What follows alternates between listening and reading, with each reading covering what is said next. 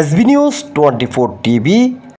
চট্টগ্রামের বোয়ালখালী উপজেলা প্রেস ক্লাবের সদস্যদের অংশগ্রহণে প্রাণবন্ত ও উৎসব মুখর পরিবেশে সম্পন্ন হয়েছে 2 দিনব্যাপী বার্ষিক আনন্দ ভ্রমণ।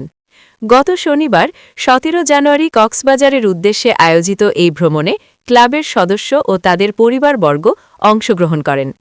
আমাদের ভাই মোহাম্মদ লোকমান আল্লাহ তিনি অসুস্থ, আল্লাহর রহমান রহিম তাকে আল্লাহ তোমার পবিত্র কামলা পাক শনিবার সকাল 8টায় বোয়ালখালী উপজেলা পরিষদ গেট থেকে দোয়া ও মোনাজাতের মাধ্যমে ভ্রমণের আনুষ্ঠানিকতা শুরু হয়। যাত্রাপথ জুড়ে সহকর্মীদের হাসি, গল্প আর প্রাণখোলা আড্ডায় এক আনন্দঘন পরিবেশের সৃষ্টি হয়।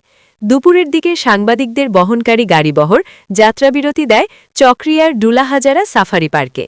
সেখানে মধ্যাহ্নভোজ সেরে সবুজে ঘেরা প্রাকৃতিক পরিবেশে কিছুটা বিশ্রাম নেন এবং পার্কের বিভিন্ন দর্শনীয় স্থান ঘুরে দেখেন সদস্যরা।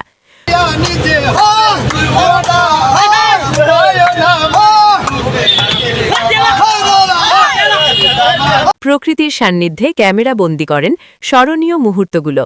সেখান থেকে বিকেল 3টায় পুনরায় কক্সবাজারের উদ্দেশ্যে যাত্রা শুরু হয়।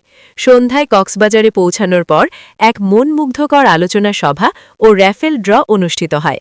বোয়ালখালী প্রেস ক্লাবের সভাপতি সিরাজুল ইসলামের সভাপতিত্বে অনুষ্ঠানে প্রধান অতিথি হিসেবে উপস্থিত ছিলেন বাংলা টিভির চট্টগ্রাম ব্যুরো প্রধান লোকমান চৌধুরী।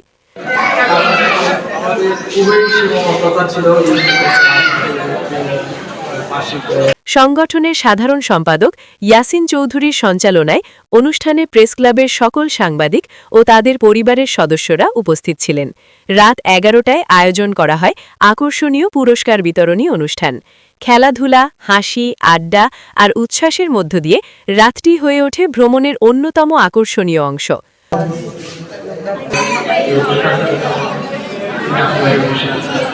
পরদিন রাতে নিরাপদে নিজ নিজ গন্তব্যে ফিরে আসেন প্রেস ক্লাবের সদস্যরা।